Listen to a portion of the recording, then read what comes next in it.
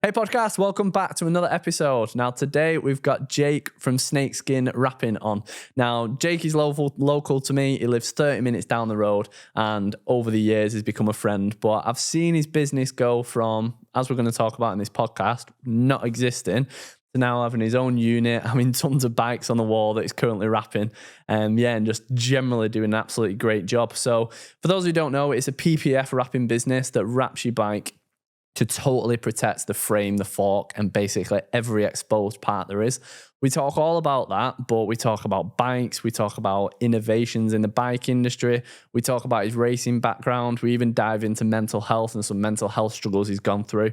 I think this is one of the longer episodes, but I think you're going to really, really enjoy it. So thanks so much for tuning in. I hope you enjoy it, and let's get stuck in. Jake, thank you so much for coming on. No problem. Before we talk a little bit about bike wrapping and about your business, I thought it'd be nice just to learn, for me to be honest, I don't know your background, to learn a little bit about you when you first started riding and your racing background and all that sort of stuff. Okay. So probably, I can't remember when I started racing, 2013 maybe? Yeah. So I was on probably my what I'd call my second proper mountain bike, an old Orange Patriot. Okay, yeah. So I don't know, 90-degree head angle, somewhat stupid for a head angle.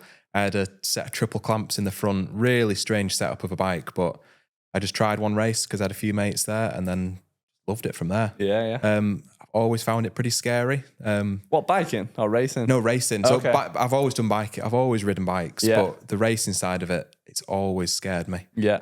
Not enough to, it's put me off now. I don't want to do it anymore. But yeah, no, I loved it and just wanted to crack on with it. It's not, I don't think it's that possible without having a bit of support. Okay. Obviously my parents helped out big time with that. So dad became mechanic, chef, driver, you name it. He was there every weekend. We'd just go and do it. Just absolutely loved it. I think my last proper race was 2017 and then started this up and then kind of couldn't do both at the same time. Expensive. Yeah. A lot of money had to go into this. Time-wise, just couldn't do it. As well as training, I just didn't have the time to go and do it. So there's no point me racing, if you know what I mean. Yeah, cool. Yeah. So how old were you when you did your first proper racing? Good question. I have to work the math. Oh, roughly. So, I don't know, 13. Oh, so you started young then, 14 didn't you? or so. So what's that, junior or something? It's probably wrong. Someone will probably say the Yeah, wrong someone category. around that age. So something like that. So I did the race weekender at Farmer John's, which used to, personally, I think it used to be better. It was like huge party. I don't think anybody went to sleep the whole weekend. They did a night race, which was fancy dress. Whoa. Little fairy lights down the track. Yeah. Pretty sketchy. Stop halfway down, have a pint of beer, and then carry on your race run. Just got hooked from it straight away. I had a few mates that wanted to try it. So Tom joined us. Tom Caffrey joined us for a few races. Tommy C hype. And then Tom got into it and we just went from there. There's like just us two. Then you obviously meet friends along the way. Yeah. So it was all downhill you race, wasn't it? Is that right? All downhill. I've done a few enduros recently. I think I prefer those because you're with your mates all day. Whereas downhill, you probably do 7 or 8 runs a day if you're lucky, which isn't much riding. But you're on your own on track. If you stop with somebody, they tell you to carry on because you're blocking the track. Oh, right. Whereas an enduro, you can mess about, you can overtake, you can... it's more of a day out with your mates. Yeah, got you. But yeah, it was just, I just found it terrifying, especially going to... So I think I did a few years of like local downhills. And then when I got points, we did the national. So you go up and you're doing... Fort William, you're going to Langall and you're doing the bigger races, which, Fort William is terrifying to even just to ride it, never mind race it. Yeah. The actual course, I've been to Fort Bill, but I've never actually done the downhill track. I've sort of ridden around it only on one day. So what's so scary about it? It's just rough. It's a proper downhill track. Okay. I don't think there's not ridden much like it. Right. Especially in the UK, I don't think there's anything. I've never ridden Glencoe, but I know that's supposed to be as rough. Okay. But it's just, 5? That's probably too quick for me to get down. 6 minutes, top to bottom. Of just flat out, you can't go any faster. if you crash, you're having a big crash. Yeah, So the yeah. second you put your helmet, got your goggles on, you've got your number board, there's tapes, and then it's bleeping you at the top. Yeah. Nearly throwing up. Yeah. Like, Oh, really? That kind of level. Got to the part. I mean, I feel a bit. Yeah. Honestly, it's yeah, like yeah. it's getting me now, which is kind of why I stopped, because that's not fun. Yeah. The once you ride in it's great fun, but putting that pressure on for no reason. Yeah.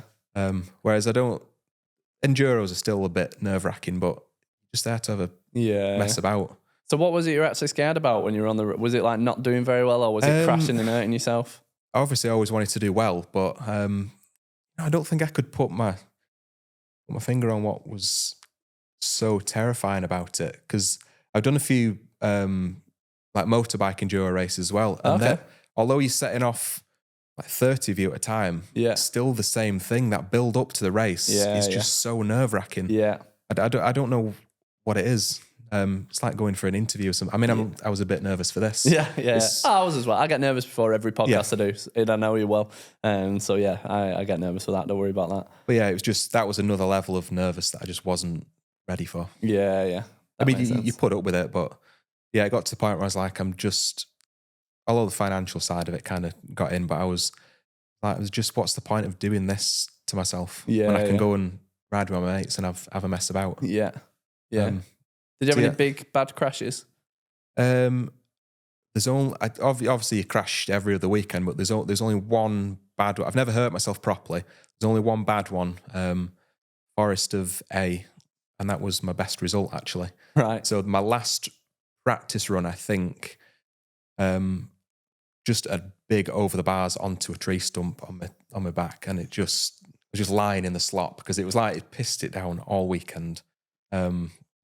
I don't know if you want to stop that again and start again. No, carry on, fine, don't worry. So yeah, I was just lying in the slop. I just didn't want to move just in case. But eventually got up, went back down, and then you go for your seeding run then. So trying to get back on your bike after you've had such a big crash is bet. not nice, because then all I've got in my head is that one corner where I crashed. Yeah. Eventually you get past it and it's fine. But yeah, that race run after that was my best result, and I got second in my category. I'm not going to say I got second in the whole thing, but 0.2 off the win or something where it might have even been 0.02. Yeah. Pedal stroke. Yeah. So I was a bit gutted. So I've got a second place medal up on my wall at home. How did you get your head out of that? Like, obviously it didn't, but in the back of your head, you're probably thinking that could have paralysed me. How did you get that? Or were you not thinking that? I don't think I thought. I think I was too young to think about any major consequence. Right now, I think about stuff like that. Yeah. There's stuff that I probably could do on a bike that I just don't, because if I hurt myself, then it won't work. Yeah. So yeah, that also kicked in. I've kind of toned it down a bit. Yeah. I know from some of the rides that we do, and you see videos and stuff, that it looks like we haven't toned it down, but I personally have, because I just rather just have fun on my bike. I don't need to try and prove anything anymore. Yeah, but then having said that, I've definitely seen videos of you doing road gaps the size of this room. But is that toned down for you? No, but what you could do you know what I mean? It's easy. That jump's easy. Okay. Anybody could do it. It's the thought that you're 30 foot in the air and you've got 50 foot to clear. Right. Okay. And he's probably going to phone me if he listens to this, but it's not the best made jump that Tom's done. Oh, did he build it? I didn't know he built it. A few people did. Okay. Unofficial people built the jump. Okay. So it's not like if you go to a bike park, you know the jumps have been built well. You know you can just jump them and it's fine. Whereas this one, it was kind of, we were just trying to work out if you could actually do it. And then someone went and did it. To be fair, I think Tom did it first. And then we all had a go, and I know I cased it, but I know I probably could go and do it. But I don't need to do that anymore. Yeah, I agree. Because the consequences are just huge. Yeah, and you're thinking about, I always get the same thought process. I'll watch a video like that, and even though I know everybody's clearly okay because I'm watching a video of it, I still feel nervous watching the video of it. Yeah, definitely. But then you think, like, say, the consequences of that if you land it just wrong. That I can't remember his name, but he is from round here, but that young lad who went viral, who just clipped off to the side and skimmed the tree on the right. It got shared. Oh, Archie. Archie, that's it. Yeah, because he nearly had a massive crash on that, didn't he? Well, that's just Archie for you. Yeah, not bothered. That's his normal riding style. And you know what? I don't think he'll mind me saying that because he knows. Loose and wild. yeah, definitely. So do you get, when you were hitting something like that, do you get nervous before that now or not really? Yeah. Okay. More so than racing. Oh, really? Yeah. I think because it's a big jump that you don't get those on, I mean, you might get them on race courses now. I don't know. Yeah. But I'm bad for sitting and thinking about it too much. I think the best thing to do is have a look, see what you're dealing with, and then just go and do it. Yeah. Whereas I push my bike to the top and I'll sit for 10 minutes. Right, okay. Probably thinking about what could go wrong. Yeah. And if I just pushed up and did it, I'd do it first time. Yeah. I don't even know if it's overthinking. I think it's just being a bit cautious that I've got stuff to pay for. I was going to say, is that not a good thing in a way though? Because if you did just push up and do everything, maybe like it appears, you know him way better than I do, but it appears Tom just sends everything. I think me and Tom are the opposite in that sense. He just seems to just send it. There's only a few times in the 10 years I've known him, there's a few times where I've seen him scared to do something. He does it. Yeah. But normally he goes, yeah, right, let's go and do it. And he just has a minute at the top and he just does it straight away. Yeah. And I've got a lot of respect for people who can ride like that. Yeah. I think to make it big, you've got to be like that. Yeah. You start overthinking stuff and you've got no chance. Yeah. Well, the thing is with something like downhill is the speeds are that massive, aren't they? That the consequences of your crashes and everybody's going to the absolute limit. You've got to be willing to just go beyond it, which even if you are going to be getting paid a full-time salary for it, is still risky. But then if you're just doing it for fun on a Saturday, like you said before, like, what's the point? Like, why? I mean, don't get me wrong, the rush from doing it was incredible. I can't remember the last time I had a rush like that, but yeah, it's like, was it really worth it? Yeah.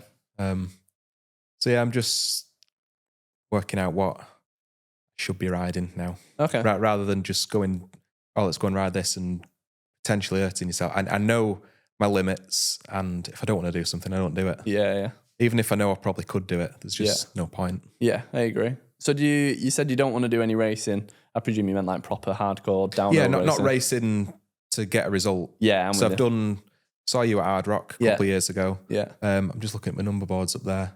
I did do another Farmer John's. Yeah. Which was great fun. But again, I was just going to have fun. Yeah. Go and see some old friends I hadn't seen for a while and just, obviously when you put your helmet on and you're setting off, you're like, right, I'm going to be first. Yeah.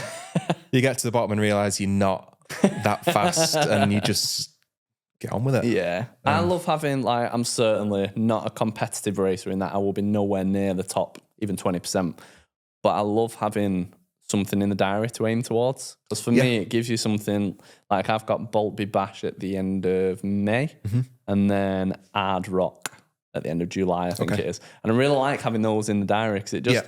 You can aim for something, can't you? Yeah, exactly. I think every ride feel like it's got a real purpose behind it. So you're kind of riding, but then it feels like it's for something. Yeah. I love that feeling. And when you're in the gym, every workout's got a purpose. And when you're like eating better, I always like having something to aim towards like that. And as soon as it's over, I get really nervous before the events, like particularly like Hard Rock. Like I'll get like, say, like feeling sick all morning. Huge day out. Yeah. Oh, it is. Yeah. 5,000 feet of climbing, something like that.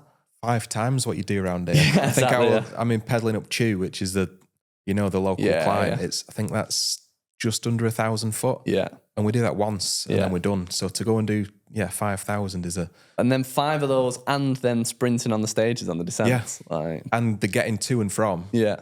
But then I think that knowing that you've got to do that means that I'm fitter by the end of July than I would be if I wasn't doing it. Yeah. Because you've put the work in because you know what's coming up now, don't you? Yeah, exactly. And then when you're not putting the work in and you're not doing enough, then you find that you force yourself to go out that bit more. Yeah. So yeah, I do quite like, and it's great. I'm always really nervous going to it, but then when you get there, I love the buzz of having so many other riders there. It kind of makes you forget about all that side of it. Yeah, exactly. And I think particularly for me, because most of the riding I do is on my own in the week. Yeah. And especially because it is in the middle of the week, I rarely see any other riders. If I see one rider on a ride, I'll be lucky. I'm normally just on my own. Yeah. So then you go to something like that and it's like, oh, wow, there are like thousands of us. Mm-hmm. Yeah. Have you got any coming up then, or are you not racing at the minute? I did want to do another hard rock, but I've missed tickets out on that. probably. I know Ardmore's came out on Thursday. Thursday, yeah. I was supposed to get one and forgot. So I'm hoping it gets to a few weeks before and someone goes, I can't make it. Do you want a ticket? Kind of thing. And then I'll have done no training. Just rock up. Not touch my bike for a month and I'll just give it a go. Yeah. One of the guys that does. Do you know Andy Clayton? Don't know if you do or not. No. So he comes and does it with us. And he used to race downhill. I don't know to what level. And he'll rock up and he'll be like, I've not been on the bike for 9 months. Yeah. And then he's just off. Smashes I see him for the first 2 corners and then he's just off in the distance. Yeah. He can just get on a bike and then just ride way quicker. Just doesn't lose it at all. He's not bothered. It's good to have someone like that, someone who's faster than you to ride with because it really brings you on. Yeah. Riding with Tom, for example, it's just the speed they go at really brings you on as a rider. Yeah. He must be really quick, Tom. I've obviously watched the videos and he looks really quick, but then you'll keep up with people like Ant Hill, for example, won't he? And it's crazy because you think when you're riding, you think, oh, I'm going fast here. And then you look at Tom and you go, actually, Tom's going fast. And then you go, oh no, Ant's fast. But then Ant isn't. But he's not because it just goes up and up and up. Yeah. I would be terrified watching Bruni go down one of our locals. Yeah. Give him a day to assess the track and find his lines, and it'd be shocking the speed he could go down at. Yeah. It'd make everybody else look slow. Yeah. I agree. There's it'd be interesting what your view is on this. So I shared a post on Facebook the other day. So whenever I post something about somebody finishing 3rd in a race or whatever, and they've trained up for it, there'll always be someone commenting saying, oh, 2nd place is first loser. Now, personally, I think that's a stupid phrase. Because even if you're winning a race, which is an amazing achievement, there's always somebody faster than you. So like if you win your local Forest of A race, you've done amazing to do that. But I don't think that the 2nd place who came 0.2 seconds behind you is a loser and first loser. Not at all. And even if you win 1st place in your local is me race, saying 2nd. No, not at all. Because I've been there, but But no, I get you, definitely. Yeah. What do you think? Would you agree with that phrase? Do you think that like it's 1st place or absolutely nothing, or? No, not at all. I don't either. I've got my favourite riders, so Minar's always been up there for me. Cade Edwards, because he's unreal on a bike. And I know he's not I don't think he's doing much racing this year, but I don't care if they come last or 2nd. I just want to watch them ride. Yeah. I couldn't really care who came first. It's exciting watching someone come down into 1st place, but and obviously for them it matters because it's the job, but I'm not going, oh, he's 2nd, so I'm not going to not interested in that. Yeah. No, I agree. I put a little Facebook post and then there was loads of people commenting back and forwards, but then, I just find it daft. I think at the end of the day, the vast majority of all of us in life are all just aiming to do the best that we can do. Yeah. And there's going to be one world champion, for a month, and then it's going to change the next month, but there's always going to be someone else battling below. There's always going to be someone, most of the time, there's always going to be someone better. Yeah. Than you. Someone better, someone faster. I watched, Matt Jones's YouTube videos. Yeah. I was watching the video of him riding, I think it was a Red Bull Summit or training camp or something like that. And he was riding with Richie Rude and what's the guy called that's called like the Bulldog? I think he broke his back and then came back from it. Brooke McDonald. I think it was with Brooke, yeah. And Matt's obviously a great rider and does freestyle and he's fast on the descents. Like if you look at his times at Hard Rock, he'll still do well compared to the whole field. And he was dropped within about 2 corners. It was ridiculous. You could not believe it's just the a difference. Different kind of riding though, but then you go and stick those lads on some free ride jumps. Yeah. Although I did just see a post of Brooke doing a double backflip. Right. Okay. I was like, I didn't know downhills could do that, but it works both ways, I think. Yeah, crossing over the 2 bits, isn't it? Yeah, definitely. Before we talk about bike wrapping and all that side of things, you see a lot of bikes that come through here on a daily, weekly basis. I thought it'd be interesting to get your views on any innovations that you've seen over the last sort of year, 18 months, any changes. Have bikes stagnated since I got my 150 a few years ago, or what's changed? I think the only thing that's exciting me at the moment is a gearbox. I thought you were going to say that. And the thought of Pinion doing a gearbox e-bike, I'm like, that's when I eventually get an e-bike, that's probably okay. Maybe we'll give it I don't know, till a Mark II comes out, so everyone else has done the testing. But that's the only thing that's kind of exciting me. Yeah. I get a lot of, I mean, I'm kind of numb to it now, but there's a V10 over on the wall there, and it's probably 10, 11, maybe even 12 grand's worth of bike there. Yeah. But it doesn't do anything for me because it's the same as the V10 last year and the year before. Yeah. They've kind of, like you say, they've kind of hit a wall. Yeah. And I don't know where they can go from here. Yeah. Geometries have kind of got set out. Why they changed them, I don't know. Yeah. Equipment wise, like components, everything's wireless, everything's carbon, everything's probably getting too light. Yeah. I don't know what more you can do. Yeah. To be honest. I know the jump, we had this discussion last week, but when I'm a SB6, the jump from the SB6, for those listening, the Yeti SB6, which is 27.5, the jump from my Yeti SB6 to the SB150, which is 29, felt massive. Oh, yeah. Like the bike was longer, the, what do you call it, the seat tube angle, whatever you call that, like it's much steeper on the SB150. The difference there is huge. If I go, my dad's got my SB6, and if I sit on that, you feel like you're pedaling almost like a pedalo now, like right out in front of you, compared to my SB150, and it is longer and slacker. But then it doesn't feel like there's that same leap forward anymore. Which it makes sense because you can't just continue to... No, you can only get to a point where you start going, if anything, you start going downhill.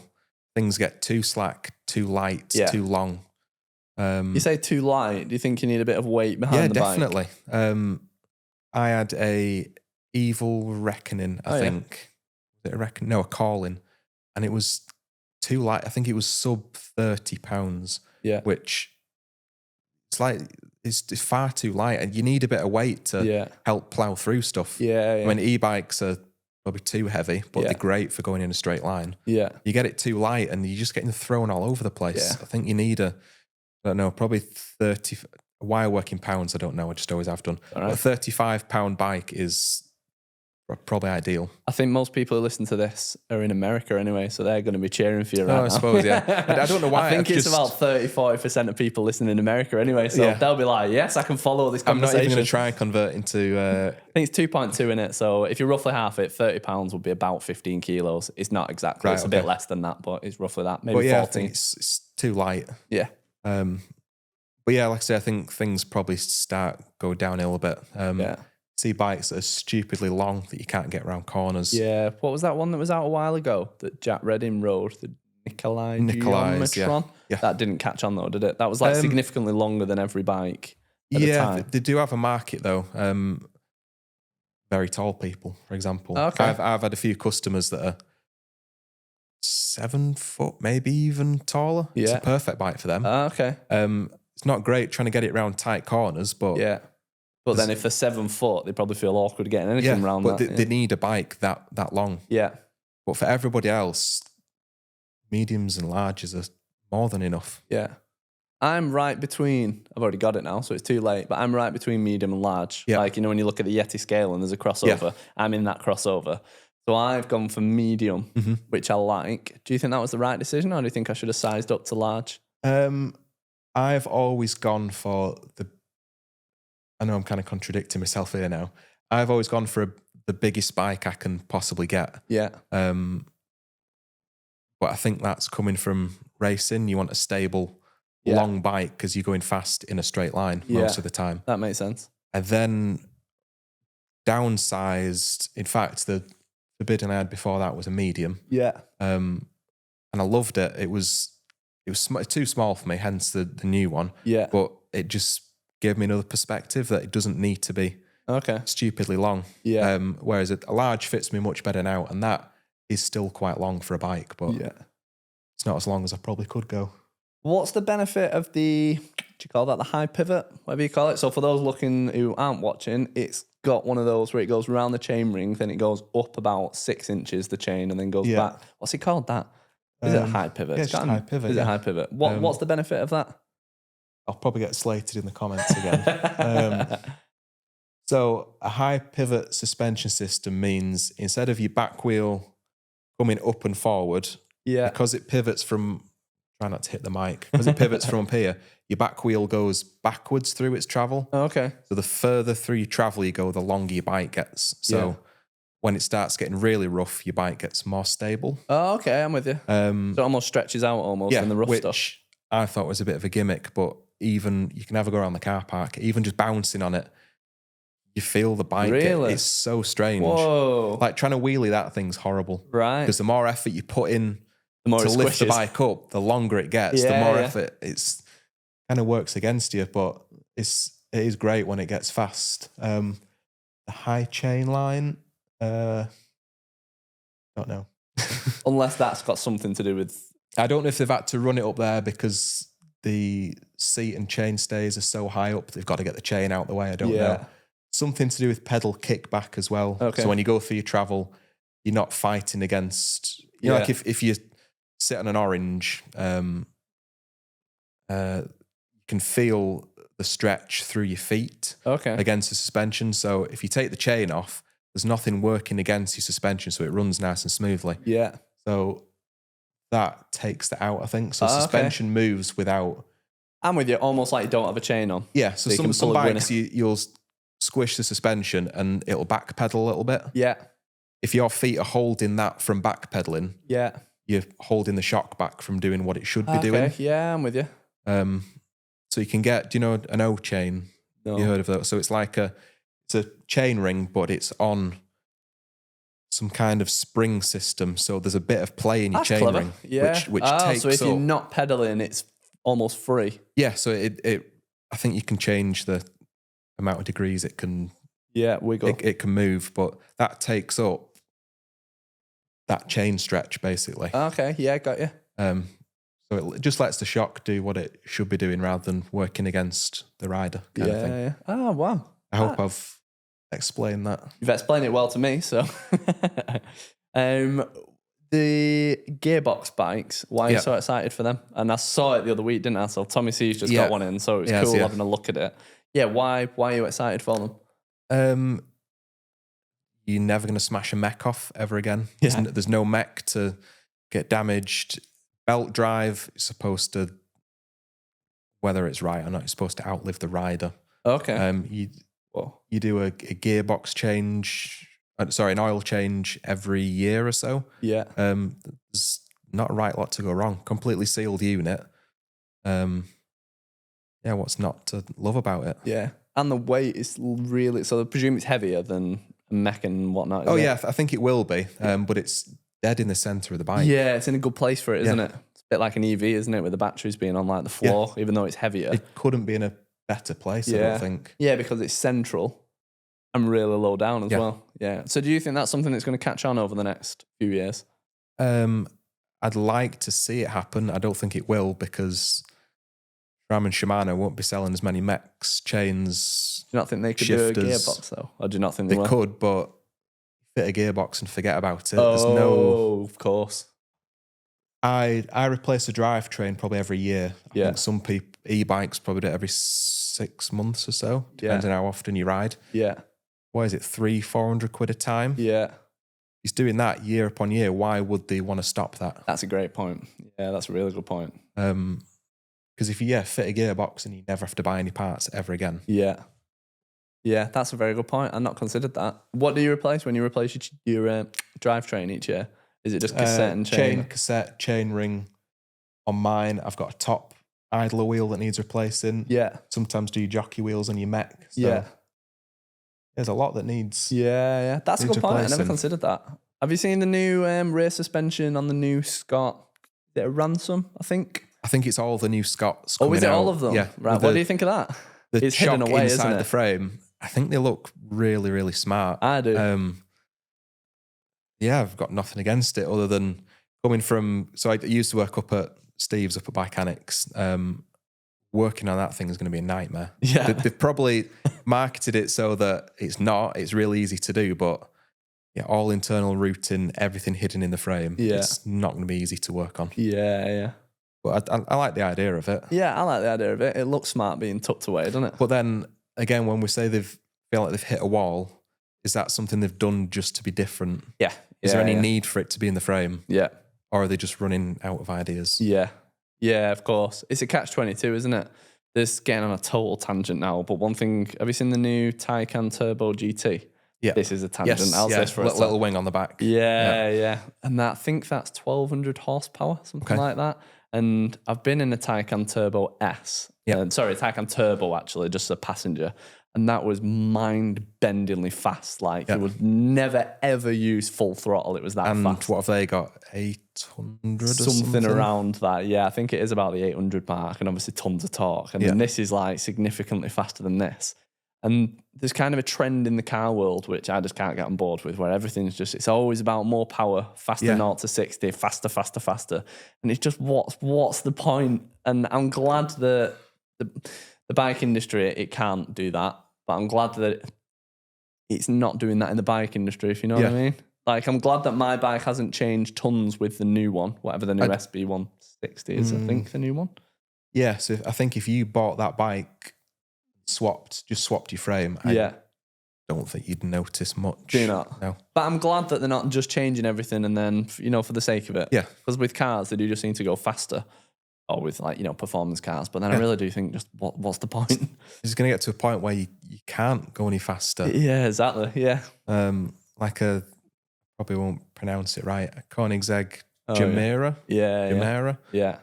1,800 horsepower or something. It's ludicrous, What is isn't it, a 4-seater? And it's like, when are you ever going to be able to use that? Yeah. And why would you buy a 4-seater if it's going to be a track car? You're not going to buy one, are you? Yeah. I mean, it's got to be a certain level where it's just bragging rights, isn't there? And just enjoying collecting look what I've got. And but yeah, bikes obviously can't get faster. It's up to the rider, isn't it?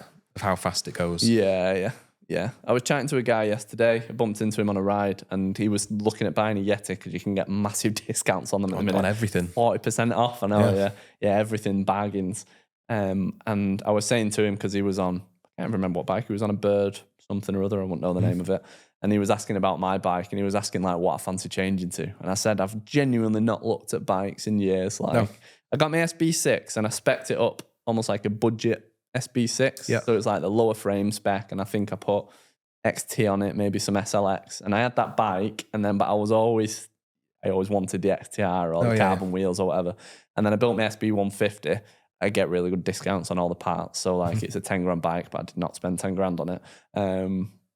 But then since then, I just don't really look. Like, that's one of the reasons it was nice to ask you, because you see all the bikes, and I just don't follow bike tech. It's not that I'm not interested in it. It's just that bike is so much better than I am as a rider. Yeah, that I could upgrade the bike, but then I think you're always better being overbiked. Yeah. But yeah, so that's my second one. One, because the other one was too small, but at the moment there's nothing I want other than that. Yeah. And it's 2-3 year old, that bike now. Okay. Something like that. There's, apart from maybe going for a gearbox. Yeah. Apart from that, there's no other bike where I'm like, I need to sell mine to get that. Yeah. I'm just happy with that. Yeah. Because I don't feel I would be, not that I'm trying to be any faster. I don't think I'd be a better rider if I got.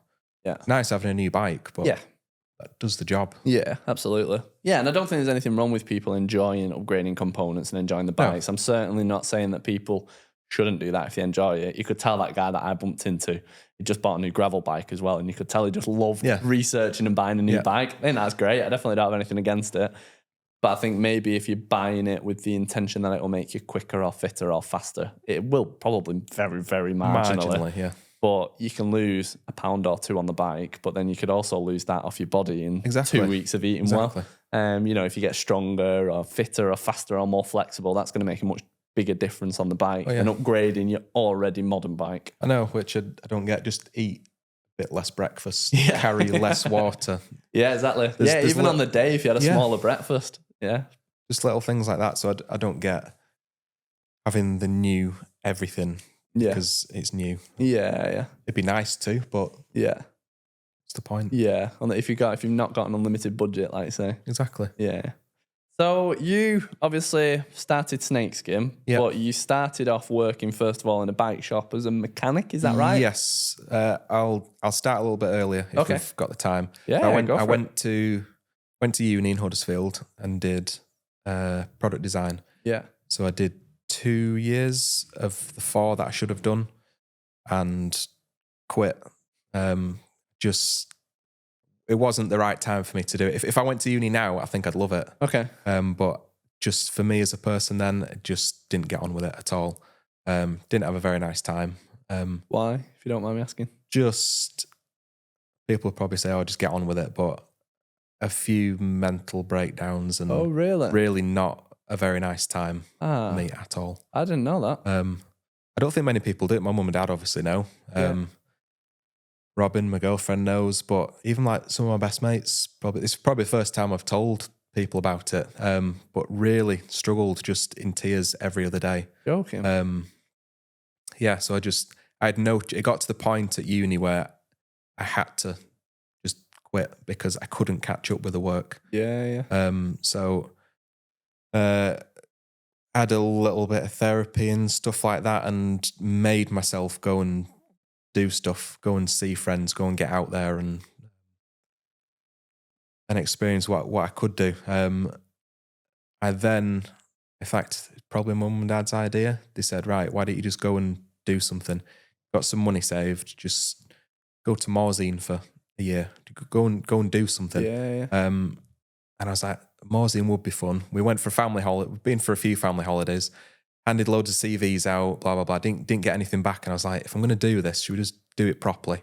What caused you? Sorry to bring you back to. No, it's fine. What? Do you mind if I ask what caused like your struggles and like the mental? I've always been a very nervous, quiet person, which is why I was a bit nervous to do this. The podcast. Yeah. But I just, not that I'm antisocial. I just don't talk probably as much as I should do. So I didn't go and stay at uni. The whole point of going to Huddersfield was I could still live at home. Yeah. Because it's only over the hill. But I would get up, get the bus, go to uni, do my class. As soon as it's finished, I come home. Yeah. Everyone then goes out. They go out for the evening or whatever. I've not experienced it, so I don't know. Because I physically couldn't do it. Still to this day, I don't like dancing. It makes me feel physically sick to go and do it, which is why I didn't go out when everyone was going out to clubs and stuff, because I'd stand there looking like an idiot. Or what I think an idiot would look like. Yeah. And still to this day, I'm like that. It takes a lot for me to go and do anything like that, like outgoing like that. Yeah. Did that start when you were... Sorry to interrupt you. Go on.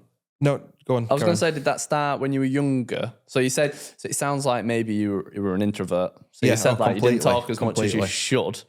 Now, in my opinion, I don't think you should talk loads it's up to you, isn't it? Like, I don't think it's necessarily that everybody has to be an absolute chatterbox. And no. Zach, even though he might not tell today, never shuts up talking. He did warn me. He did warn me. So with something like this, he doesn't. But like, I think Zach's natural comfortable level is just to talk all the time. That's certainly not a criticism. But then for other people, they'll be absolute, like Chris, who we had on the podcast the other day, like at Odyssey, like he's most comfortable not leaving his house and just working on. Okay. So I think you've got the other ends. So do you think that it was you were maybe more introverted and then you were in a situation that's just far away from you, or what do you think it was? I'd not noticed it in school. That I was a bit different in that way. But the second I went to uni and everyone's, even like on the first, in fact, it was probably college. I can remember my first day of college. You go in for your first lesson and I had to go to the toilet and be sick. Because I was like, I'm going to have to meet and talk to a lot of people I don't know. Yeah. And I've always been like, even with work now, if I'm going meeting a new shop, I'm like, I'm feeling a bit sick I've obviously got to go and do it. It's my job now. Yeah. But I've just always felt like that, probably since college. Yeah. Right. So yeah, quit uni because it just wasn't working for me. I'd love to go and do it now because I feel like it's going to sound a bit silly, but I feel like I know who I am now. I'm starting to work out who I am. I know what I'm comfortable with. I know I'm never going to be as outgoing as everybody else, but in the right situation, I can talk to somebody if we start talking about cars, it'd be here all day. Yeah. You know. I just found it so hard to mix at uni. Yeah. So I probably had a friend on the course, or maybe two. Not that they'll be listening. But yeah, I just hated it. Yeah. Hated it. I think what you said then about kind of like finding who you are as a person, I think when you're younger, there's a lot of pressure to be like everybody else. So if you are different, you feel like you shouldn't be different. Which probably made me feel even worse because everyone else is just getting, what I see as normal is I'm not that, so I'm doing something wrong. Yeah. So I had a few not very nice years at all that no one really knows about. Yeah. There's other stuff that I'm not really going to go into, but there's been times where I've not wanted to be here. You're joking? Yeah, quite a few times. Which again, you are probably the 4th person I've ever told, maybe 5th. It's out there now. Yeah. So it got to that point at uni, so I was like, something's got to change. Yeah. So forget about all that horrible stuff. Yeah. The thing is, like, I know it's something that's uncomfortable to talk about and difficult, but whenever there's anything like, you don't realize how many other people are struggling, because people listening to the first half an hour of this podcast will have had no idea that you go through that, because you've just sat here. I wasn't expecting it to come up at any point, but it just happens. Doesn't it? Yeah. But I always think with something like this, you never know what's going on. That's why where like the struggles that Sophie's gone with, like with her blessing, I've been able to talk about it to people, because whenever you share things like that, people just spring up in the comments. The amount of emails I get back, if I put something out where like I've been going through a hard time or Sophie's been going through a hard mental time, the amount of emails you get back is just ludicrous. People like, oh yeah, I'm going through the same, and this and that and the other. Even like, I think around things as heavy as, like you just said, like not wanting to be here, it's so like, it's almost like not frowned upon, but I think people thinking that would probably believe that it was like, you should keep it to yourself. Yeah. It's not that I've thought I need to keep it to myself. I've just thought I don't need to tell people. Yeah. It's not their business. I feel like everyone has bad days. I still have some horrible days where I feel like screaming in here sometimes and whatever, but I've not been that low for a long time, and I don't think I ever will, hopefully, because I've got the right people around me. Yeah, good. Respect for talking about it, and saying like I say, it's not that I was hiding it. I just it doesn't just come up in conversation, does it? My best mate doesn't know, I don't think, but I've not felt the need to tell him. Yeah, because I'm feel like I'm past it. Yeah, kind of thing. Yeah. The one thing that I found with sharing things like that is that it always brings people closer to you in a way. Oh, definitely. So, like with mine, like I got bullied in secondary school. Like I've talked about it in the podcast before, but there's 3 or 4 lads who just used to, wherever they saw me, they'd bully me. Didn't get beat up, but they'd throw stuff at me. They'd pull stupid faces at me. I think because I was a little bit introverted and a bit softer, and I didn't stick up for myself in school. And as soon as you're an easy target like that, me and you both, I think. Yeah, I think kids just kind of prey on that, don't they? So I had like a pretty crappy time in secondary school. Just hated it. I used to just like walk home after school, go to my bedroom, shut the curtains, and then I was just gaming all night. And I remember I was in like a clan on Call of Duty with like 10 other people. You're like reciting what I've done. Honestly, it's the same thing, getting from school and don't talk to anyone. Yeah. And then that felt comfortable then. Yeah. I remember I'd have like the clan, and they were lovely people. They'd all talk on microphone, and I'd turn my microphone off. I used to just listen. Okay. And they'd always say after about 2 hours, they'd be like, "You still there?" Like Matt or whatever my name was at the time. I can't remember. No, you can I'm still there. I'm listening. You know your name. You can tell us. Yeah. I loved listening to them, but I never got. But I think that's just because it absolutely ruined. I had a group of friends who I was fine with, but then it ruined my confidence in meeting other people. So when I got to college, I just like totally just didn't talk to anybody, which is when I got into the gym. So I used to do my class, not talk to anybody, go to the gym, lift on my own or whatever, and then go back. But then that definitely shaped who I was. And when I first started working, I think a lot of my drive to be successful and whatever came from that, because it was very much at the beginning, like I need to prove everybody wrong. And then that's cool now. Like I don't mind. That happened. But I think that the person I am today was very much caused by all of that. And one of the things of going home every day, sitting on my computer and learning to build computers and being a computer nerd, massively built the skills to be able to set up what is now MTB Fitness. Yes. Because now I'm more than comfortable sitting on my laptop all day, and I can create a website and figure out stuff and do it all. So even though it was a horrible thing to go through, I'm glad. What I think is...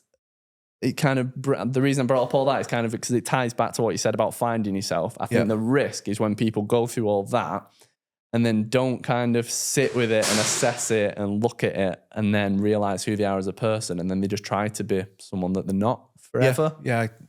You know, like you've kind of, your job suits your personality because you're in this room working on bikes and that works really well for you. The worst thing for you, in my opinion, would have been to continue powering through uni and then got a job you didn't like. And then I'm quite happy being who I am now. I know I'm not going to be the chattiest, most outgoing person.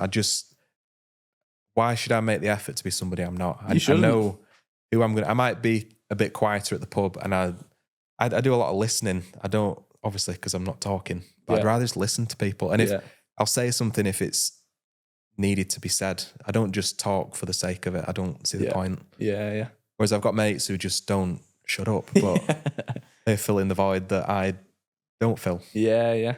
I think the difference when you get older is you're happy being that person. Exactly. I think it's a shame for people who do just try not to be. Yeah.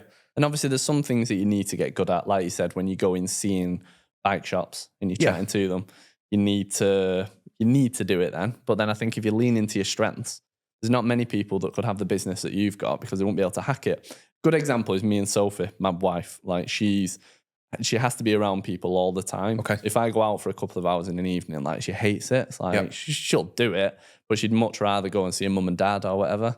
Whereas I'm the opposite. I really enjoy time with people. So today I'll really enjoy doing this podcast and then filming with Zach after. Mm-hmm. But then when I get home and I'm on my own, I'm kind of like, oh, it's also nice having some time on my own. Sophie doesn't need that. Okay. And it's actually like if she spent 2 days on her own at home, she would hate it. Okay. But you need to know who you are as a person. So I will give myself more time on my own. And Sophie will just surround herself with people all the time. I think, Robin's pretty similar to that as well. I could quite happily go a week without talking to anybody. Yeah. Just get on. I'm in here all day, every day on my own. All right, I get customers coming in or friends popping in for a brew, but I was quite happy being on my own. Yeah. But then I also love going out and being with everybody. Yeah. I don't know if you're the same in this regard, but I find I can be really sociable with people I know, but it'll take me a little bit of time to warm up, particularly in a group. I'm much better if I don't know somebody and I meet them for a ride. I'm much better doing that with someone on one-to-one. Okay. Yeah. If it was me with a group of 4 people, I'd find that I didn't know. I'd find that more more uncomfortable. But I think when I know someone, I can be really chatting. Yeah. You know what I mean? Yeah. So you went through all of those struggles and then you decided you were going to go to Whistler. Your mum and dad said that'd be a good idea for you to do something different. Yeah, because it's Whistler. It's like where else in the world would you want to go? Yeah. So booked flights, found accommodation, didn't have uni to go to anymore.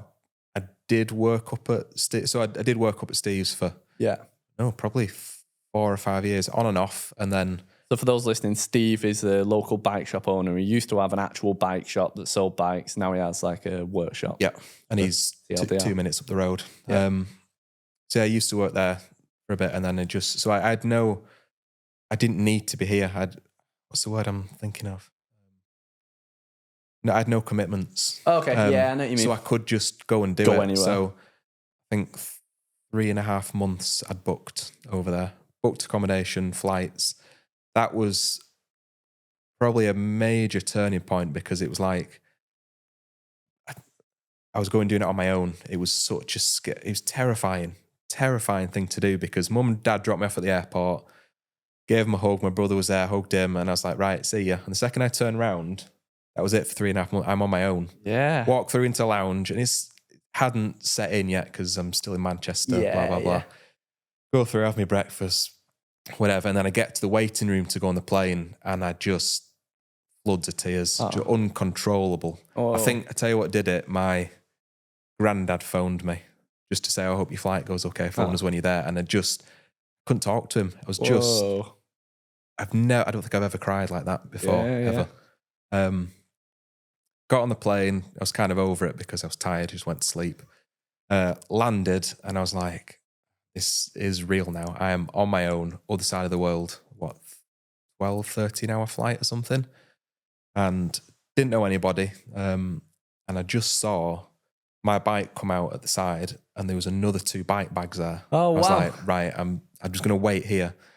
That must have been a big step for somebody who you said you hate socializing, like you were on the verge or having a mental breakdown. Like, but I don't know if that's obviously it's what I needed. I needed to be put in a situation where I didn't have a choice. I had to talk to people. Otherwise, I was going to be there on my own for 3 months. Yeah.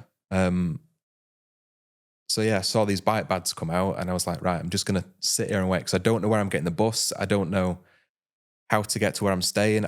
So I took 2 bikes. I had a guitar. I had 2 suitcases. I'm going to carry all that on my own. So I was like, I'm properly stuck here. Yeah. This is where I met Callum, who just came, pulled his bike out, and I was like, really sorry. Can you help me out? I don't know where I'm going. I don't know what I'm doing. I said, I've seen your bikes. You're obviously going to Whistler. And he went, chuck your bike in the back. We'll drive you up there. Yeah. So he had pulled up in his pickup truck, him and his girlfriend. We squeezed all my stuff in as well as all their stuff. And he drove me straight to my door and dropped me off. And still talk to him to this day, even though I've not seen him in a long time. But it's such a crazy coincidence. And he's from Bury. Wow. He's half an hour away? Yeah. So rode with him most of the holiday. He was working, obviously. So I rode with him when I could. I had friends come out and stay with me, but I just had to talk to people whether I liked it or not. So get on the chairlift, physically being sick, just had to talk to people. And then once I'm talking, it's fine. Right. I realise, why the hell are you worried about talking to somebody? Because they're only people. Yeah. And then, I made a few friends. I probably could have made a hell of a lot more friends when I was there, but I think you're being a bit harsh on yourself there. Well, looking back, I didn't waste my time. I could have done a lot more. Mate, you went from no, I'm going to call you out on that. You went from the absolute depths of despair. I'm not saying that as I mean that. Yeah. To then suddenly making friends and going out. I think you did all right doing that. I don't think you should beat yourself up on that one. I always have done in that sense. And I think I always will do. But glad I went and did it. And then came home back to reality then. And it was I think it's funny actually, my dad texted me a few weeks before I was due to come home. And he said, you need to have a plan when you get home because not going to uni anymore. It's up to you. You need to go and get a job. You need to go back to, you need to do something because you can't just sit around and do nothing. Yeah. So I'm actually going to name drop another company, a competitor. In fact, I don't even see him as a competitor because they're top of the top. So Ride Wrap. Yeah. Callum is the guy who started Ride Wrap up. Okay. So the guy who I bumped into. Joking. I don't know how long he'd been doing it since then. You met him and it existed, or he started it after that? No, so it existed. Right. So he had a sticker on the back of his pickup, went round to his house and not even similar to this, he was just working in his basement. Yeah. He had a little cutter, he had a few bikes up on the wall, and he's just built it up from there to the huge worldwide company it is today, which is I felt a bit of pressure that I needed to do something when I got home. Yeah. I know I needed to. I couldn't just sit around and do nothing. I was like, right, I love biking. I've worked in a bike shop. I fit other companies' kits day in, day out up at Steve's. Why don't I just do it myself? Yeah. And so you already worked in a bike shop alongside uni, did you? Before you went out to Whistler? So the days I'd have off at uni, I'd be working at Steve's. Okay, got you. I'll put it another way. The days I didn't go in because I didn't want to. Yeah. Or couldn't for any reason. I just worked there. Got you. So, and I saw what Callum was doing and I was like, right, I want a little bit of that. And just started it up. Did he help you? Oh, he's helped me massively. Oh, so it's not even like there was any friction at all. All he has done is help me start to finish, which it's a very selfless thing to do. It is completely. I mean, it's not that I'm ever going to be that big. I know I'm never ever, and I don't want to be. I just want to be comfortable. Yeah.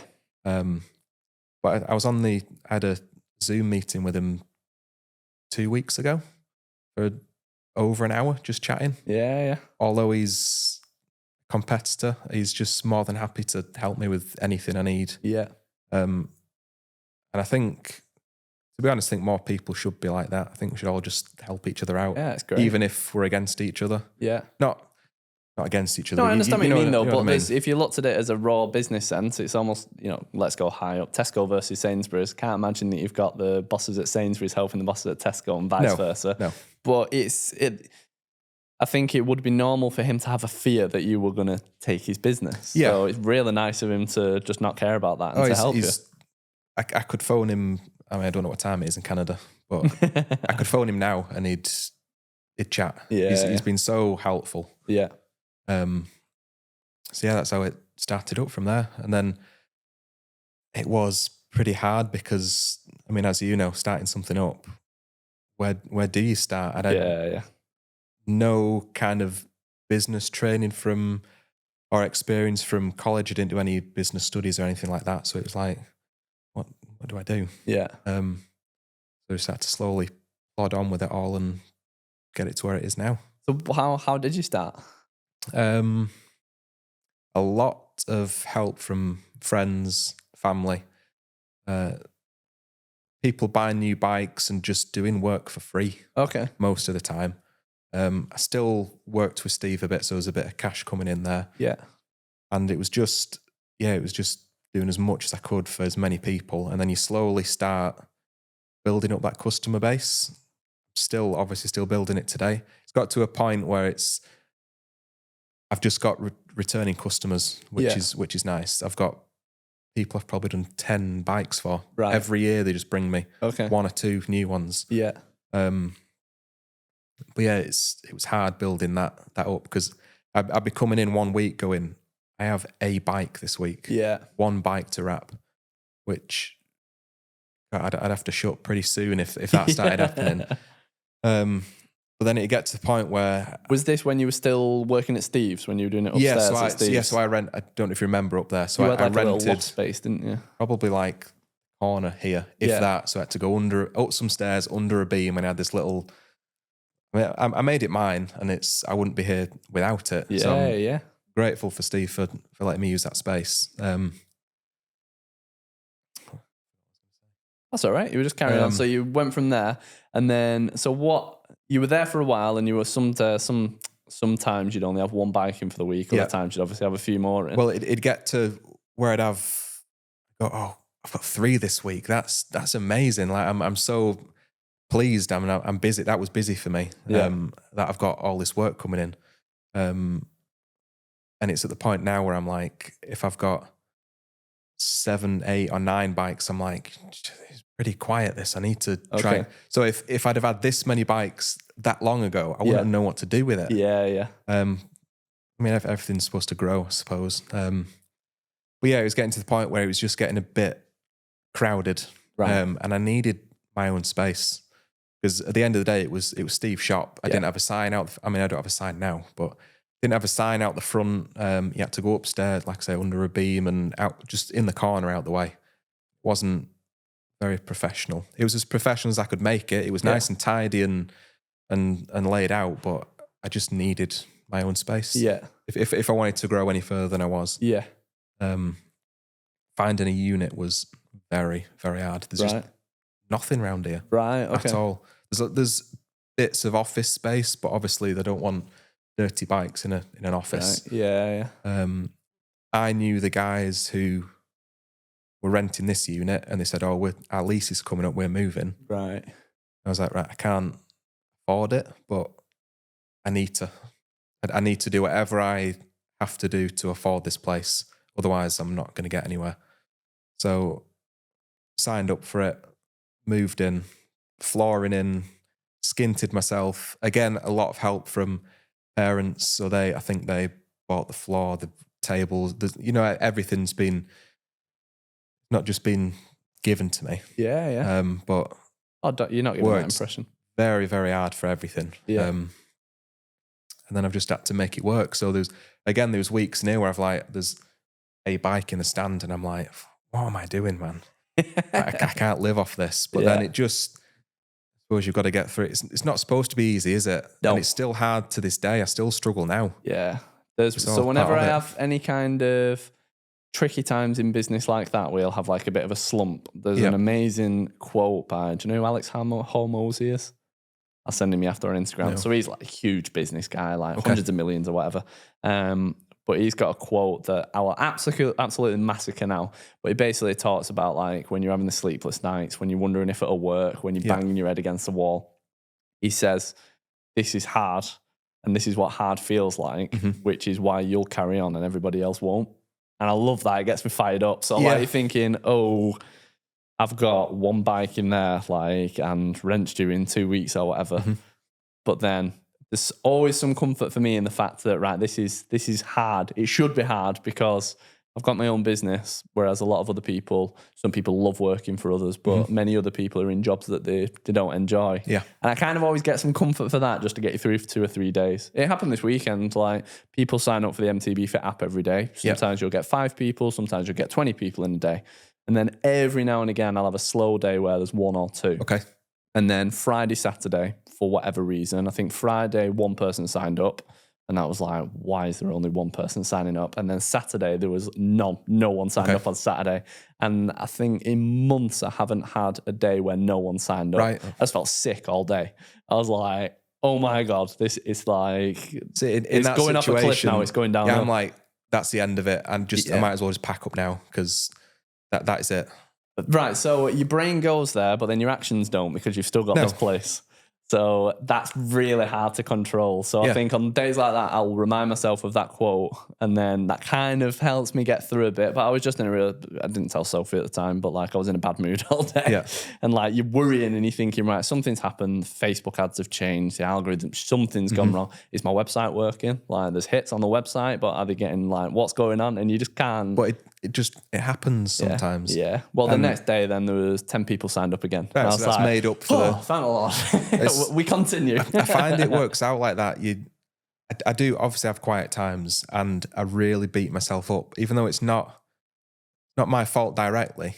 Just people don't need stuff doing. Yeah. I could advertise more or whatever, but my parents and girlfriend and friends have just said, you work for yourself and you're just taking all the bad bits of it. When you're quiet, go and ride your bike. Yeah. Go and do something that self-employed people can do rather than literally sitting in your chair going, right, what should I be doing today? Yeah.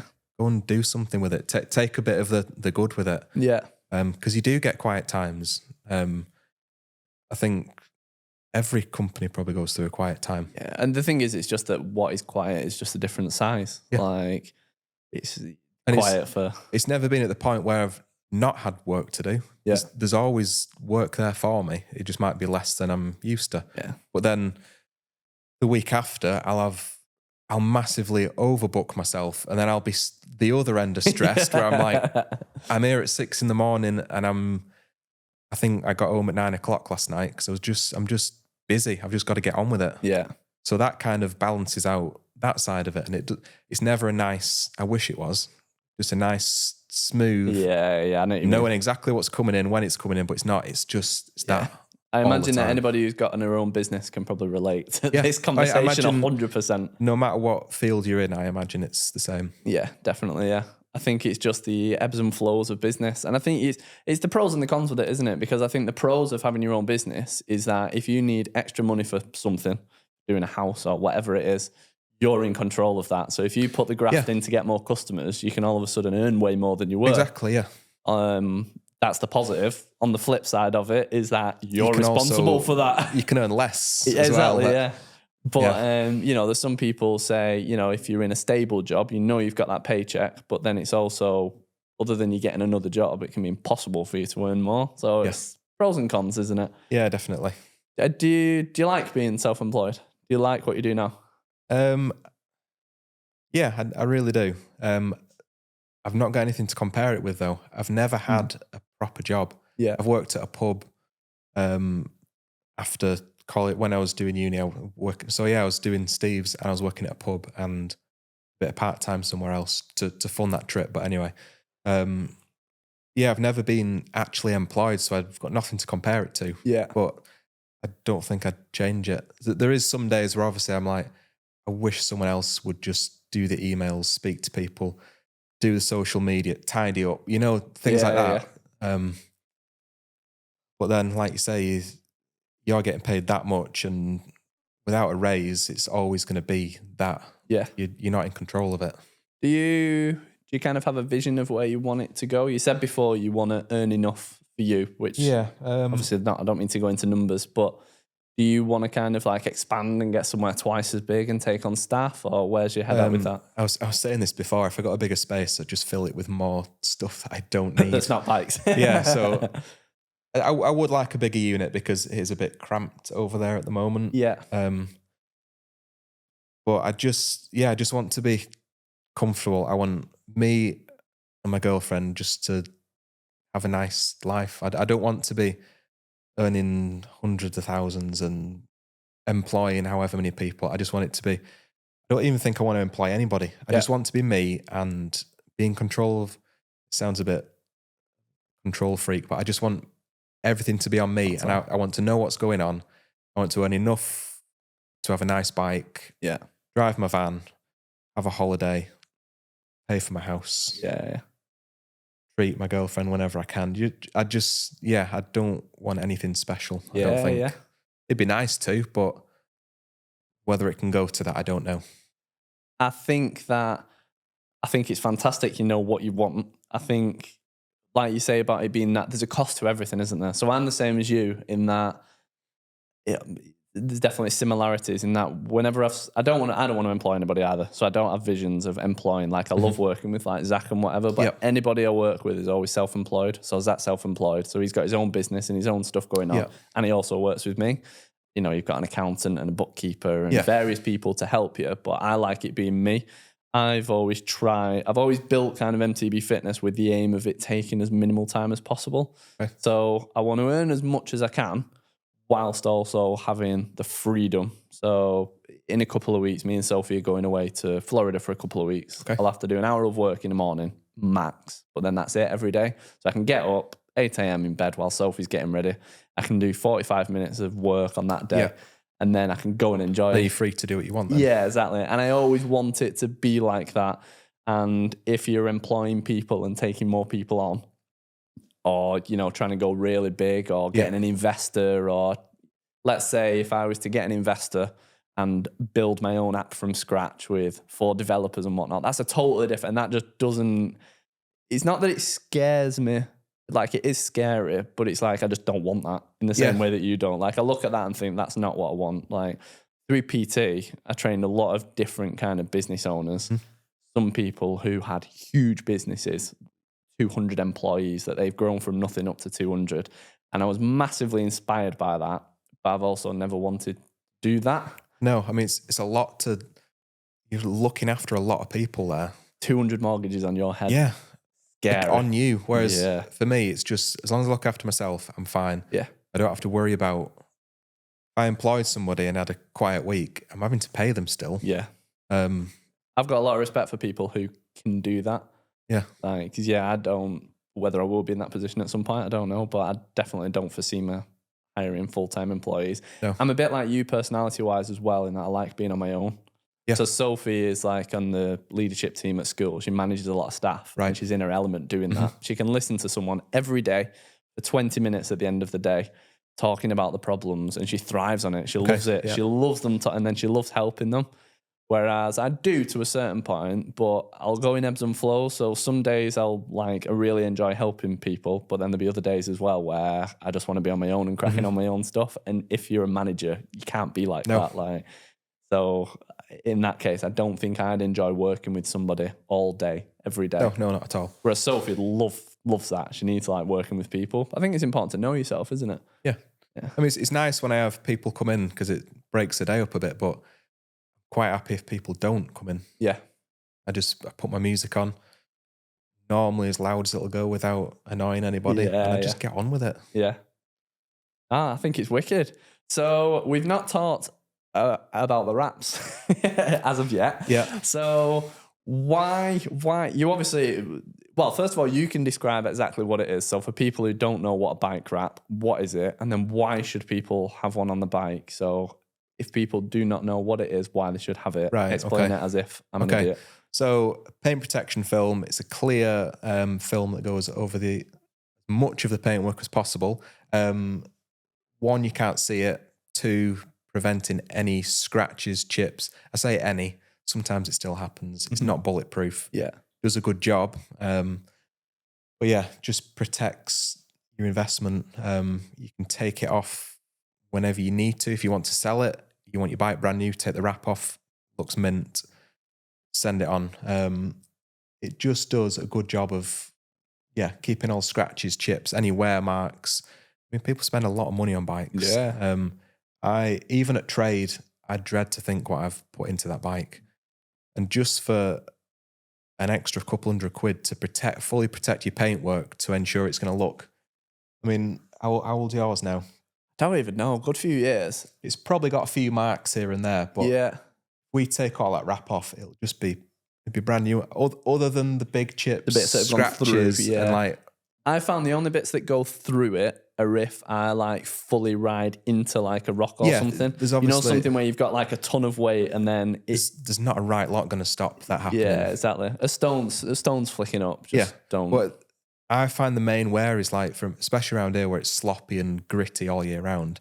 It's like your shorts wearing down your paintwork. Okay, yeah. I get a lot of bikes in that they've gone through the colour down to like the undercoat, sometimes down to the carbon. Oh my Lord. Just from like sandpaper effect.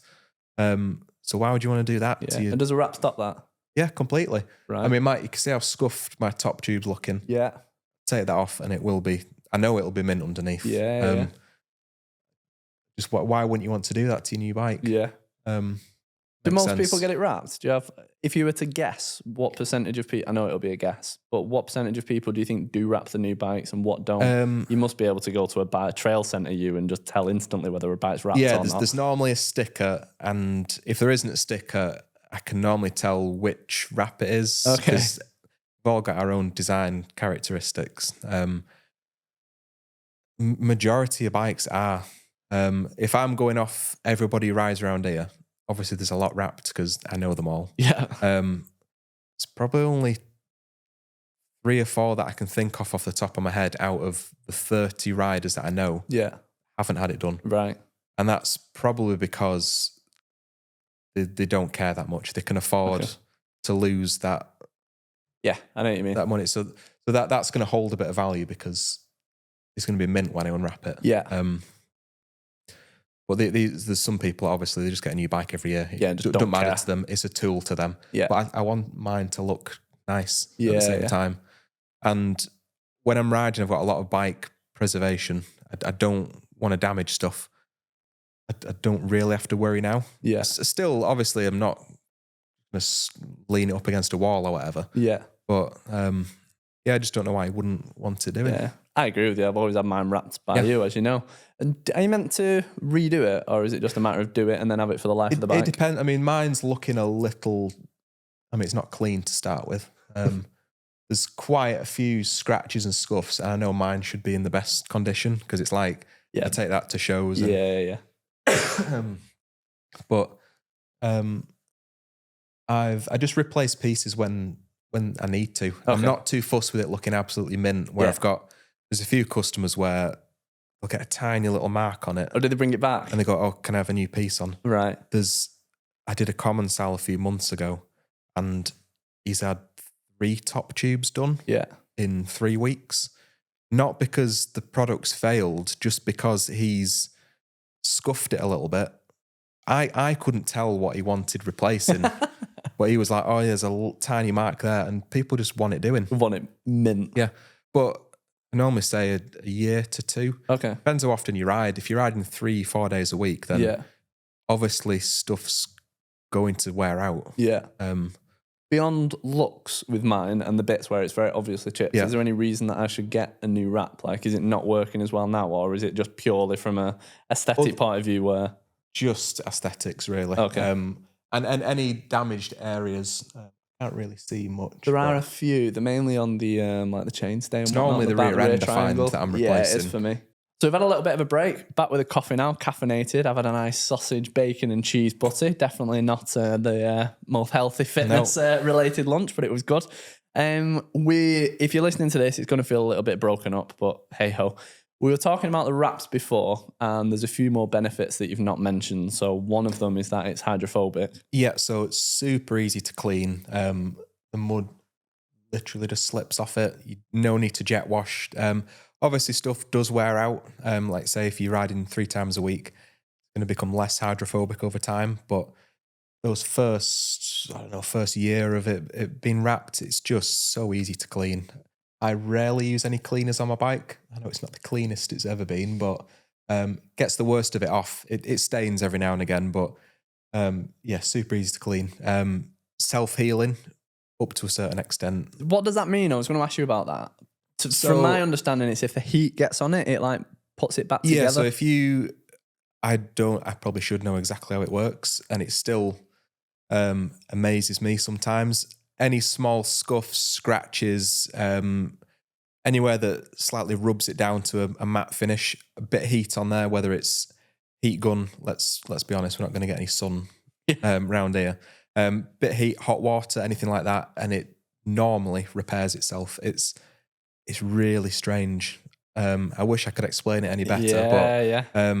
We've done a few tests where we've just rubbed sandpaper up and down the frame, bit of heat on it, and it just disappears. Crazy, isn't it? So again, just keeps your bike looking newer for much longer than if you didn't have it wrapped. Has it changed since you first started those years ago? Like, has the actual PPF wrap changed, or is it the same product? Yeah, so I've been with the same company since the start. I think I'm on their probably the 3rd iteration of their film since I started using it. So it's getting better and better. I've just had some new matte stuff delivered, and it feels different, looks a bit different. So I was a bit cautious to start with, but it's so much nicer to apply. The finish is unbelievable. Once it's on, you have no idea that it's there. Right. I am in the process of getting some newer, thicker film. So it's better. Oh, that's a good idea for more more aggressive riders. Oh yeah, definitely. So just more bike specific. I mean, the car stuff is good. The automotive stuff's pretty good, but it's for cars that you're not throwing down the side of mountains every weekend. So it doesn't need to be as strong, does it not?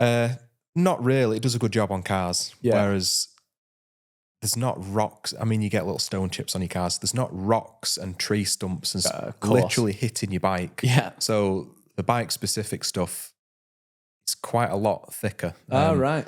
Than what most people are using on the market. Yeah.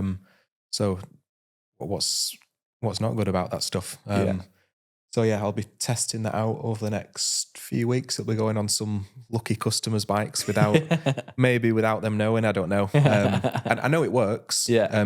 Because other people use it.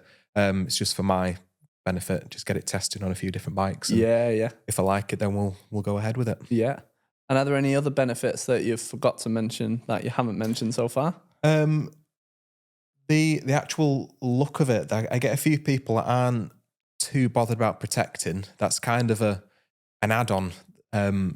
They've got a matte bike that they don't like the finish of, so we wrap it gloss. Oh, and change the look of it. Completely changes the look of it. Keeps the colour, obviously, because it's clear. But same, if you've got a gloss bike and you want to... There's a few people that they've got some quite flashy bikes and they don't want people to... Okay. They don't want to stand out as much, so we put a matte wrap on. Yeah. Kind of... It just takes the shine off. It just dulls things down a little bit. Yeah. But again, completely change the finish of your bike. Yeah. We get a lot of secondhand stuff where, I mean, there's a bike over there that's, to be honest, I know it's bad coming from me. I'm not sure why they're having it wrapped because the paintwork is that bad. Oh, okay. But I know that once it's been wrapped, it will look 10 times better. It'll look as close to brand new as because it'll be possible. Glossier and pop that it bit just more. fills in. It's like putting a full clear coat over everything. So if you imagine you go spray that bike down, it'd look pretty new again. Yeah. So it just covers scratches, chips, again to a certain extent. There's only so much you can do, but it will look pretty brand new for him. So it'd be like a new bike. Yeah. So I kind of understand why he's doing it. But But yeah, the second-hand stuff's a lot of it coming through at the moment. Right. Well, yeah. So do you purely do wrapping, or are there kind of other things that you do? I know when not to advertise this for you if this isn't what you want to do, but I know when I brought my bike in, I've needed new decals going on the wheels. Yeah. You've done that for me at the same time. It's just a little thing on the side. We were just talking about it before. It's just helping people out. Okay. So they might buy decals from elsewhere. I don't, although we do printed wraps, I don't do decals, anything like that, because I need to be doing it in large numbers. Yeah. I can't just print a fork decal out. Yeah. It costs a fortune. Yeah. I just tell people, go buy it online. I'll just fit it for you. Right. Doesn't take me long. There's no point charging for it, but they'll remember me for doing that little bit of work for free. We'll come back next time. Yeah. We do bits of decals when we need to. But yeah, it's just wrapping. Yeah, your business is wrapping the bikes. Yeah. No, that's great. No, I love it. It's wicked. So the wrap obviously sounds amazing. I've had it on every bike that I've had from you.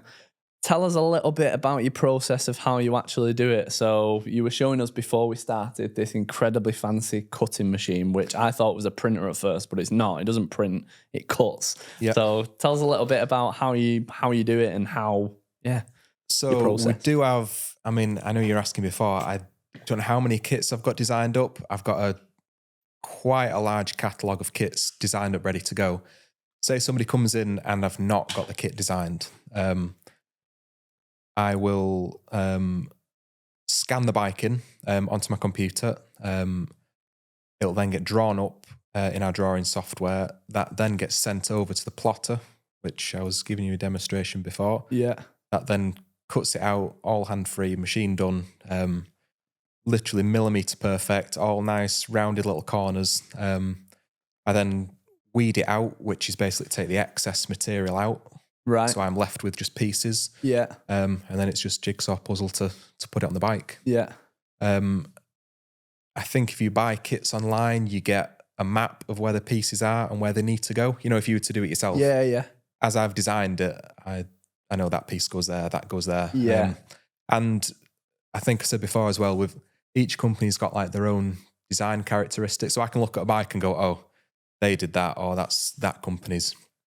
So all of our kits are quite similar in the way they're designed. So the head tubes are designed in the same way. One piece covers a whole area. Yeah. And once I've got the kit designed, that takes the time. It's a couple of days to get it designed up to a point where I'm happy it's leaving. And to be clear, that's different for every bike, isn't it? So like you've got my SB150 now in my medium size. Yeah. But even if you got an SB150 large in, or so what is it? Small, medium, large, XL? I think so, yeah. Santa Cruz's go from extra small to double XL. You work that out, 7, 8, I don't know. Yeah. They change every 2 to 3 years. Right. So by the time I'm like, oh great, I've got all the sizes designed up, ready to go, the new model's out. Although people still buying that bike, I've got another bike to design. I love it. I love designing it. I really take pride in it. Obviously, it's my job. Yeah. Once I've got it designed up, it's good to go as many times as I need. So it's that first bike that takes the time. Don't get me wrong, it's still 3-4 hours to fully wrap a bike. Even though I've been doing it day in, day out, it still takes that much time. I keep it overnight, ensure everything's dried out, all the edges are pressed down, good to go. So it's a long process. It's not just bring your bike in, slap it on, slap a kit on, pick it up the next day. I know some people do same day service, drop it off in the morning, pick it up in the evening, but you need 24 to 48 hours for it to dry and check properly. it, of course. Yeah, so, if someone's shoving it on top of the car or throwing it in the back of the car when it's not fully set. Which is why I take that. I mean, people do want it same day, but they need to understand if you want a proper job, it takes the time. Yeah, and it's a bit like if you get like a ceramic coating on your car, don't you have it like, you have to have it like parked in the garage for a few days after before you take it out. It's no point doing it, is there, if you're going to wreck it? If you want it done properly, it's going to take the time. Yeah. Which is why we say 2 to 3 days minimum. Yeah, got you. So the whole... Oh, that's what I was going to ask you. So you can buy kits online, can't you? Yes. Never research them. Is there a big difference between me buying an online kit and coming to you and getting it wrapped? So if you're prepared to put 6, 7, 8 hours of your life aside to fit the kit, they're designed for everybody to be able to fit them. Yeah. Somebody who's never touched a bike before could get one of these kits. 9 times out of 10, they could probably fit it themselves. Yeah. That's because it's been designed in a way to let that happen. Because it's just me fitting the kits, I can design them to provide that little bit more coverage. I mean, these kits are getting pretty good now. I'm not going to pretend they're not, but they're just missing out these little bits around the back of the mech, inside of the discs, things like that, where people would normally struggle to fit it. Really little finicky pieces. They work into a tolerance. I think they work to like 3 to 5 mil or something. So as long as you're kind of lined up on that side, whereas mine, that has to be exactly there because that piece is wrapping a hole around there. Got to go to the other end. You know, it's really precise stuff. Yeah. And you don't get that coverage from a kit you can buy online. Got you. I've got nothing against those kits because they serve a different audience to a certain extent. People just want to do it themselves, but then I get a lot of people who've tried to do it themselves come straight to me and gone, I can't do it. Yeah.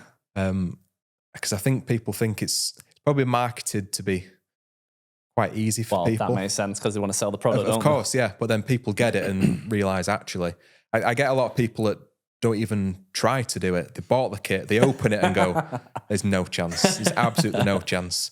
They'll bring it to me. Don't like fitting competitors' kits. I'd rather just fit them a kit. That's fair enough. Your name's tied to it, isn't it, then? Yeah, because then they go and tag me and it's someone else's. Yeah, that makes perfect sense. And unless it's last resort, I won't fit anybody else's kits. Yeah.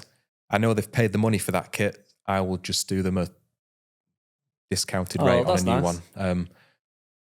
Gets them out the door with a better wrap on the bike. They'll come back again 5 times. They've got somebody to come back to if there's any issues. Yeah. If they mess this kit up, got to buy another kit. Yeah. How much are they, the kits? 100-ish. Oh, are they? Oh, so to do it yourself. I was thinking you were going to say 25 quid. No. Right. I know it's so for the price it's a lot of money. You're better just getting it done professionally, aren't you? And to have a better wrap at the end of the day. Plus, all the customer service is here. Yeah. If you need any help, I'm here. I remember when I imagine this is a similar kind of thing. I tried to ceramic coat my own wheels because the kit was 30, 40 quid. Yeah. Whereas to get this wheel ceramic coated, I forget the exact price, but it's probably 600 quid. I don't know. I was like, I'll just give it a bash myself. So I cleaned them as well as I could.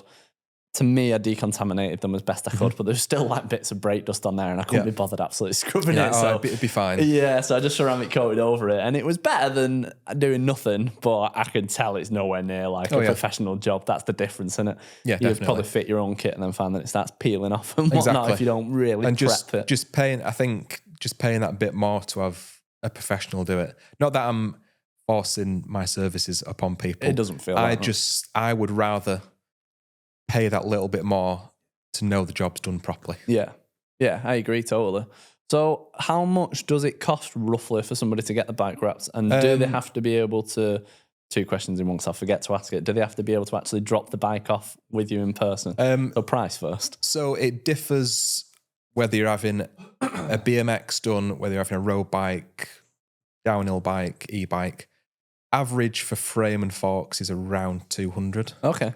So compared to another 100 quid fork. Exactly. So 200 quid on top of the 6-7 grand you've spent. It is a lot. I'm not saying 200 quid is not a lot of money, but when you've spent that much, you might as well just spend a little bit more to protect everything. Yeah. I don't see why you wouldn't. But yeah, a little bit more money for somebody else to fit the kit for you, and ensure the job's done properly. I think it just pays to get a professional to do it. 100%. And what you were saying earlier is that when you get a size in or a new bike you've not done, you totally design the kit for that bike. So you bring in the bike and you're not just going to put one that roughly fits. You're going to make sure it's absolutely millimetre perfect all the way around the bike. For 200 quid, it's an absolute no-brainer, isn't it? Like it really is. I get quite a lot of people coming in going, I normally use one of the bigger brands, but they don't have my kit designed up. Right. So they've got in touch with said company and they go, it's 3 to 4 weeks. You need to drop the bike with us. Leave it. so that it's a brand new bike that you want to ride and you've got to leave it with them for a month to design the kit. Whereas I can normally do it that week. Yeah. I try and stick to a weekly basis so people are out on the new bikes as soon as possible. Yeah. And it's these smaller niche bike brands that the big companies aren't bothered about because they know they're not going to sell a lot of those kits. Yeah. That's when they come to me. I had a hardtail, a custom built hardtail. Why would they design a kit for one bike? One-off. Whereas I've sorted them out. It's there wrapped. All right, I'm never going to use the kit again, but customer sorted out and happy. Oh, that's great. And do they have to be sort of semi-local and actually come and drop the bike off, or have you got customers all around the country? I've had bikes from America, which is... I thought you were going to say Cornwall or something. No, which is crazy because... Why? And not to put you down, because we're going to say the exact same thing here.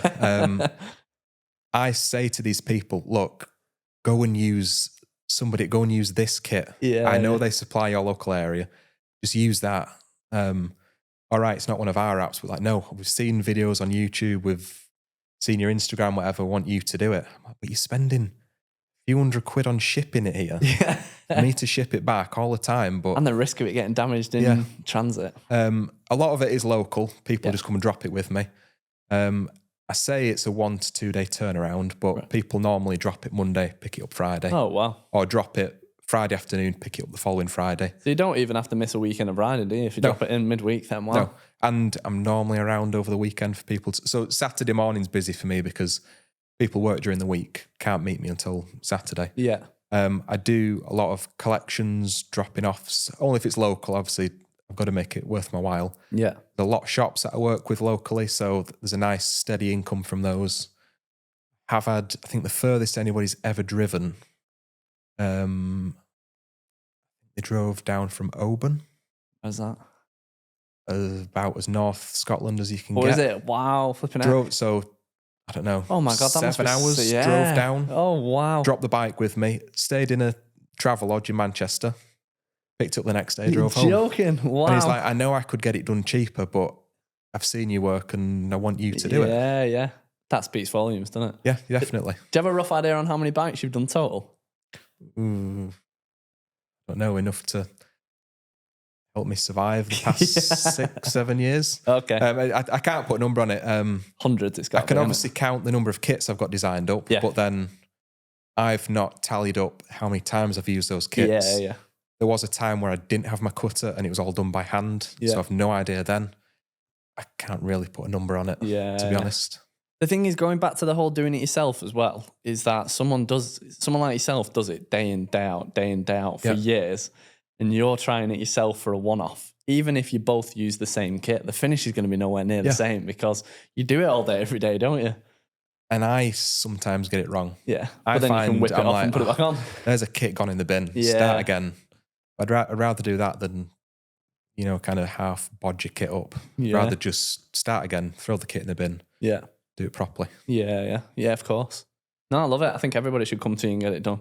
Definitely. To finish the podcast off for the next however long we talk about this, we're having a chat over a coffee that one thing that has irritated you in your business journey is probably a good way to put it. And it's an experience we've both had several times. And I think anybody who has their own business has probably had, or to be honest, any kind of special interest either, is that when people have sort of put you down and belittled your little business in inverted commas. Yeah. So tell us a little bit more about that, like you were chatting about before. Yeah, like the odd few customers. It's normally people who are older.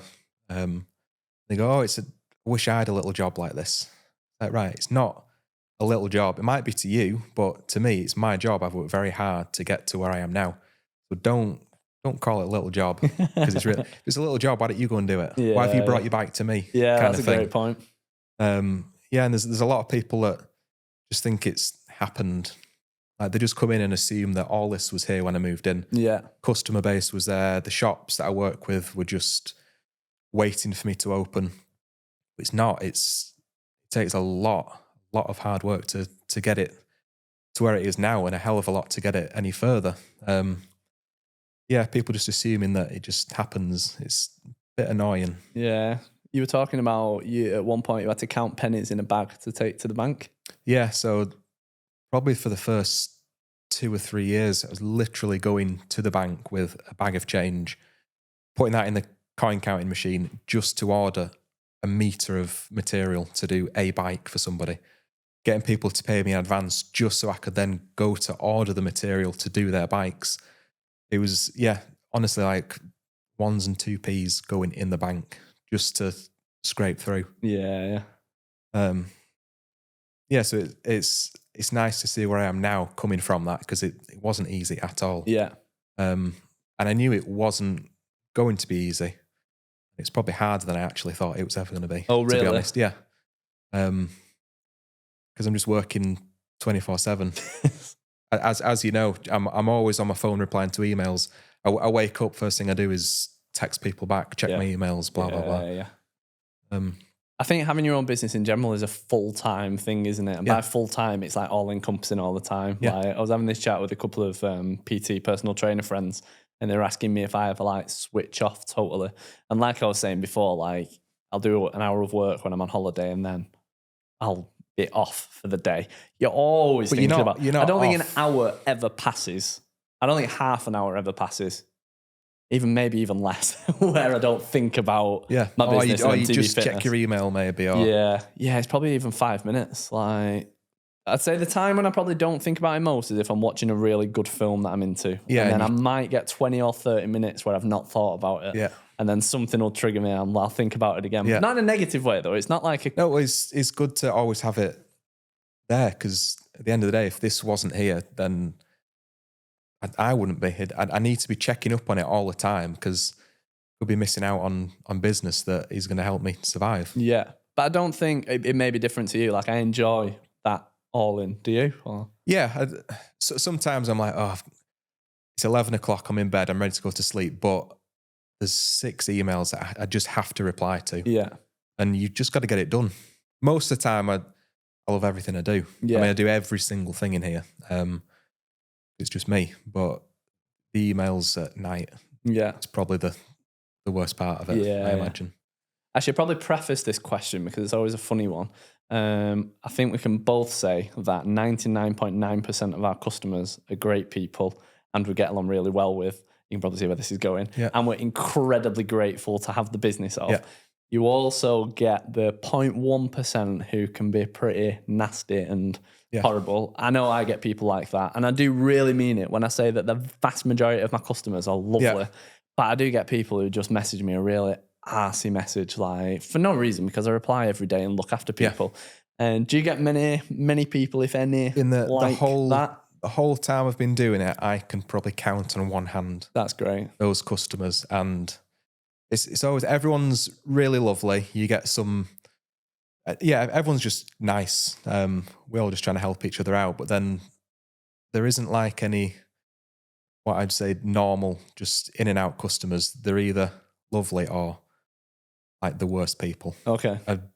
The 4 or 5 people that spring to mind over the years are just, I just won't work for them ever again. Yeah. No matter how much they pay me, I'm not doing it. Yeah, it's a no. Because they don't deserve it. Yeah, no, I agree. And I've had people like, I think sometimes we probably have different businesses in that regard because I won't see people face to face. And like I say, the vast majority of people follow me and know who I am and email me lovely messages. And I do mean that. I mean, maybe 1 in 1,000 emails might be not very nice. It is that kind of numbers.